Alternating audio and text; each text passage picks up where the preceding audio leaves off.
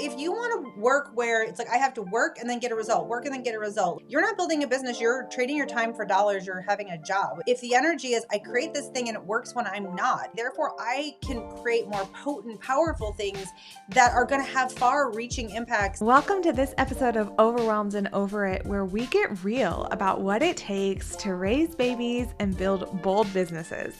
Today's guest and I got introduced through a mutual friend, but it was the minute I saw her content. I was like, this is my friend. We are chasing after a lot of the same challenges in the world and trying to make an impact. Emilie, do you want to introduce yourself to the Overwhelmed and Over It audience? Yes, I'm so excited to be here. I'm Emilie Karun. I am a life and success coach for women who want it all. Essentially, I've really over the last 6 years have played with this like elevator pitch 1,000 times and it never quite lands right.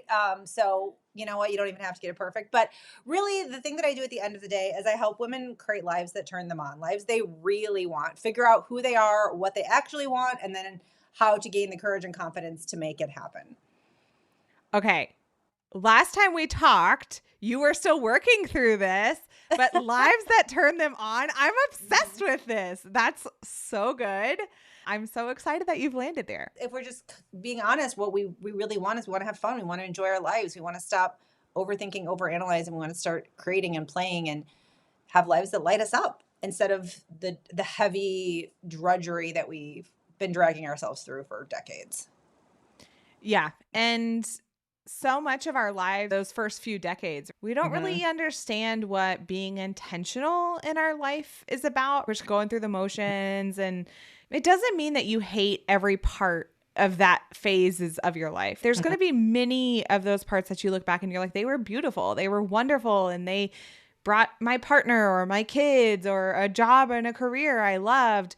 And then there's also, for each one of us, this light bulb moment where you're like, wait a second, whose life am I living? Is this actually the life I want to live? And I know you've had some of those yourself. Do any of them that you want to share with the audience? All I ever wanted was to be a stay-at-home mom. I just wanted to, I married my high school sweetheart. I was married by 23. By 25, I had my first baby. I quit my corporate career and I was going to just be barefoot and pregnant happily ever after. And while that was a beautiful dream, it really didn't represent, I came to realize, all that I wanted.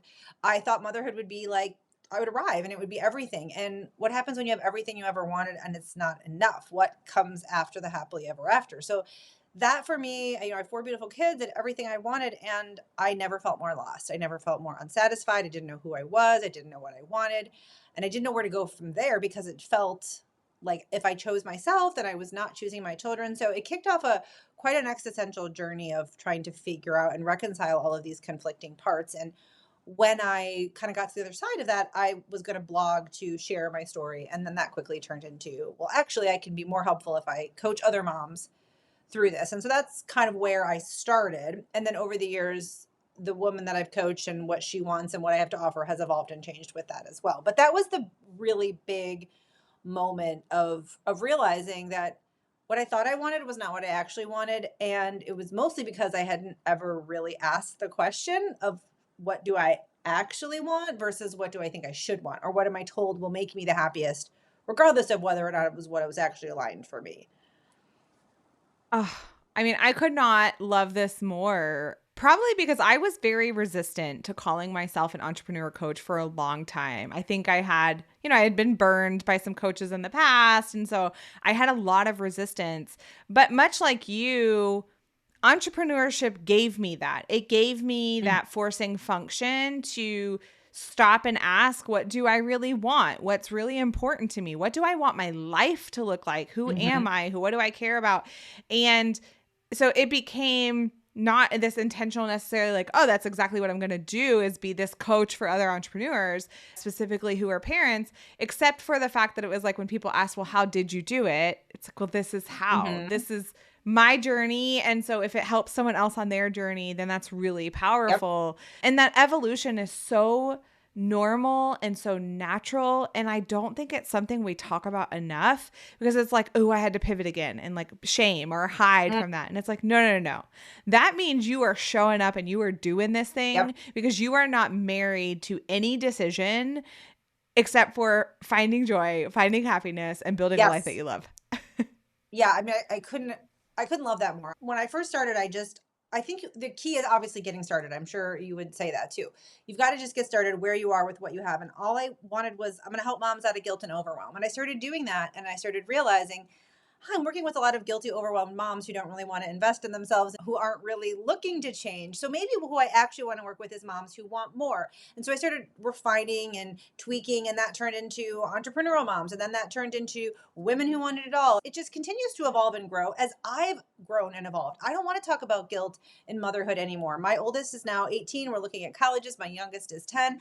I'm moving into a new chapter and season. I'm have completely pivoted in terms of what I teach, how I teach, the approach that I teach, the women I work with, because I'm growing and evolving. And I don't want to talk about what I talked about 6 years ago on day one. So I think if you're not perpetually evolving and growing, you're probably stagnating a little bit. And that's part of the journey, is being willing to follow what lights you up, what feels fun, and what you're interested in. I look back and I think over the last like 6 years, I've made about 30 courses and programs and things that are now, I look at it as almost like a diary of my journey. It was the things that I was really learning and mastering and conquering that I wanted to then turn around and teach. And I look back, and some of those I'm not really actively teaching some of those things anymore. But I love that I have that there, and it's a part of what I learned. And so I would learn it and teach it, learn it and teach it. And my business became a sandbox for my own growth. And I was building the business as I was growing. You and I talked about this last time we like just had a coffee chat and a catch up, and I thought that was such a beautiful way to look at the Mhm. evolution, because it's so easy to judge ourselves, right? Like, oh, I've only been doing this 2 years. I've only been doing this 5 years. I've only been doing this 6 years, or I've only been doing this 2 months, Mhm. whatever it may be. But the growth that you have in such that short period of time Yeah. is really where the power is at. Because I remember I used to be like, oh, I've only been doing this, 4 years now or 5 years now. And it's like, wait a second. In 5 years, I've helped hundreds of people. I've offered, like you're saying, like so many different Yep. things because I was learning things as I was going. And like one thing that I'm really leaning into right now is like, how do we use AI in our lives? I call it Mhm. my own house manager. So I don't have to Mhm. have someone in my home, but someone who helps keep me on track and all those things. Mhm. Well, AI didn't exist when I became an entrepreneur, right? Like it Yes. wasn't even Yep. there. So like of course I'd have to change what I'm talking about and how I talk about it because the Uh-huh. world is very different. And so I think that's a really powerful reminder of if you aren't allowing yourself to evolve along this entrepreneurial Yeah. journey, you honestly are missing out on the biggest win of them all, which is like you get that Yep. personal growth as part of this.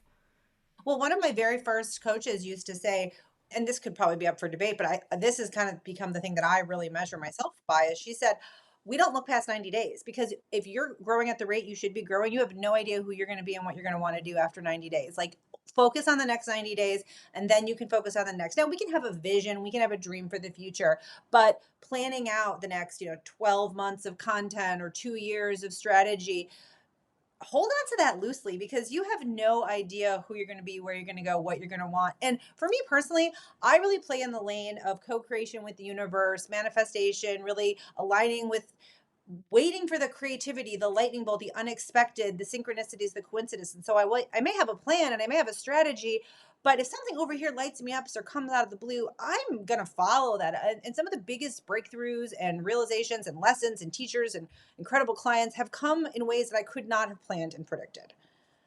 Oh, yeah, for sure. It's the big wins, right? When these Mm. things fall in our lap or just show up in our world, and you have created this space. And I think that's a really important part of this conversation, much like you're saying. Don't be so focused on what could be in the future that you're not allowing the space for what can be right now. Yeah. If you're so dead set that my business is going to look like this and it's going to make this Yep. amount of money or it's going to help these kind of people, you don't actually know what's just literally right in front of you who Mhm. desperately needs your impact. And so I love that too, because I you definitely went far more woo woo when I became an Mhm. entrepreneur, and far Yeah. more leaned into like there isn't such a thing as a coincidence. There's a lesson, No. there's a pivot, Yep. there's a detour, there's a whatever, but there's a reason that everything is happening the way that it's happening. Yep.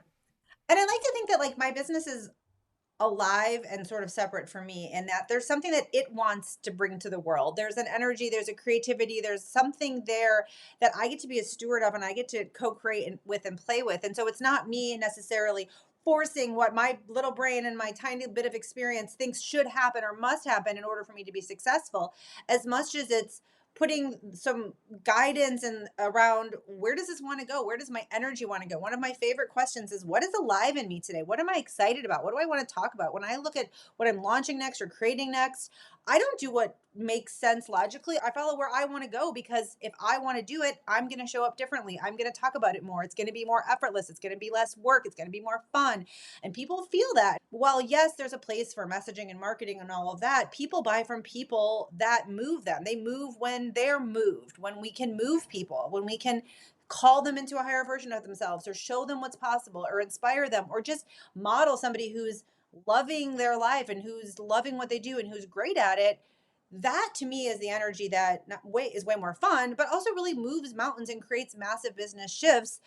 I'm not here to create widgets or to sell, just 100 million of the same thing over and over again. I'm here to coach women, transform their experience, help them step into lives they love. And I can't talk at them. I have to talk with them, and being really alive and flowy and connected to my energy and my joy and my passion is what makes me the most money. Yeah. And I was recently on a podcast as a guest, and we went this direction, and that when you feel like you're pushing the boulder uphill, when you feel like it's so hard, our natural inclination is to push harder, Yep. run faster, do Yep. more. And she asked me, how do I avoid that? I know that what I'm going to say is going to sound so just like, yeah, okay, whatever. But it's stop. Literally, Yep. stop. 1,000,000%. Take a deep breath. Go play. Uh-huh. Like you said, feel where your energy is flowing. And if it's telling you, like, I just need to be with my kids for the day or for the week, I guarantee you, go do that. That's much better than forcing it to happen. I was just telling you before we started recording, Emilie, I've been on vacation for a week. I still am like, where am I? Who am I? What's going on? And it's so easy because, okay, I build my audience on LinkedIn and I can look at the analytics, and of course they dropped. I was not there and present. I was posting, but I wasn't actively engaging and building in that time.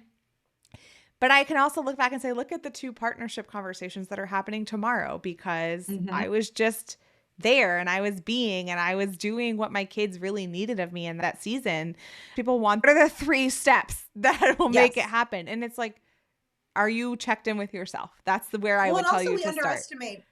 Like if you want to work where it's like I have to work and then get a result, work and then get a result. Like you're not building a business, you're trading your time for dollars, you're having a job. If the energy is I create this thing and it works when I'm not, it even if overall views or whatever has gone down, it's still out there, it's still working for me. Therefore, I can create more potent, powerful things that are going to have far reaching impacts even when I'm not creating every day in every way. And so kind of infusing it with quality over quantity, what you're excited about. And truly to your point about being the knowing when to stop. I mean, this is the discernment and the self-leadership that I think comes with time and experience and confidence, but knowing when there is a time to grit it and get over it and push through it and rise up, and there is a time to listen and slow down and step back. I mean, literally right now I'm promoting an offer which is like what to do when everything falls apart, because I do think very often if you're in this game for the long run, there's times when things that once worked no longer work. And we think that that is a time to double down and work even harder. And I would argue that is a time to stop completely and accept and surrender the unfolding, the unlearning, the redirection. Rejection is divine protection often when we're trying to do things the old way and we're being asked to elevate into a new way or go a new direction. That door closed is, we should pay attention. But again, being able to discern that and navigate, when am I being asked to push through? When am I being asked to redirect? When am I being asked to step back? How can I surrender? I mean, these are all the parts of that really make us successful in the long run. I thought it was just going to be like work hard, do the right thing, work hard, elevate. It is up and down and up and down and 2 steps forward and 1 step back and starting over, and that is the game. And so that doesn't mean you're losing. It doesn't mean you're getting it wrong. It doesn't mean you're failing. It doesn't mean you don't know what you're doing. Entrepreneurship is a roller coaster. And the more you can kind of lean into that, the more fun you can have and the less stress and drama you bring to it as well. Oh, yes. I'm just feeling called to say, like, this is why having people in your corner is so important, Totally. Yep. because it can be so hard to know when's the right time to keep pushing, when's the right Yep. time to stop, when's the right time to focus, when's the right time to walk away. And sometimes you literally just need to say it out loud to someone else who may not Yep. be giving you answers you don't already have, but you need Yep. someone to help you get out of your own way. And that's the power of not doing this alone. Lean into that and see, how can I pull in my people in my circle around me, so that I just have somewhere safe to ask that question of like, this is what I'm thinking. What are you feeling? What are Yep. you getting? And like, sometimes you just need someone else to give you that answer. You can keep it moving.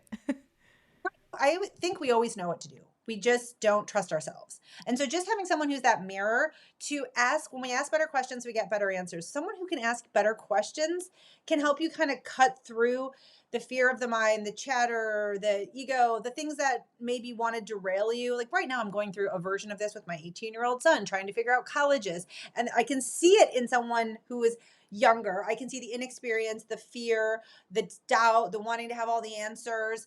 And I'm not scared for him because I'm like, oh yeah, this is growing up. This is making hard choices. And when we're in it, it feels big and overwhelming. And so exactly to your point, having somebody who's a few steps ahead, who's walked this path before, who can look at what you're going through with empathy and compassion and guidance, and also be like, I'm not scared for you. Here are things you need to think about. Here are questions you need to ask. You know what to do, and I'm going to help you trust yourself to do it. Oh, so good. Yeah. Well, Emilie, as we wrap up today, how can we help support you in the work that you're doing? So just come hang out with me on Instagram. It's really where I spend most of my time. I post all the time, go live, share lots of free things. Also go to my website and look at courses and send me a note. Anything you want is there too. Okay, awesome. Well, we'll make sure we have all those links in the show notes so you all can connect with Emilie, fall in love with her as much as I have, and how much she just kind of helps also make sure that I'm checking my own self and keeping it moving forward. So I'm so grateful we got to do this, Emilie. Thanks for having me. If this episode hit home for you and you're ready to build for the visions that impact the dreams and the legacies that you have, come join us in the village. It's where this work is happening. It's where it continues. We're stretching, growing, and going bigger without burning out. There's details in the show notes of how to join, and I cannot wait to see you there. Until next time.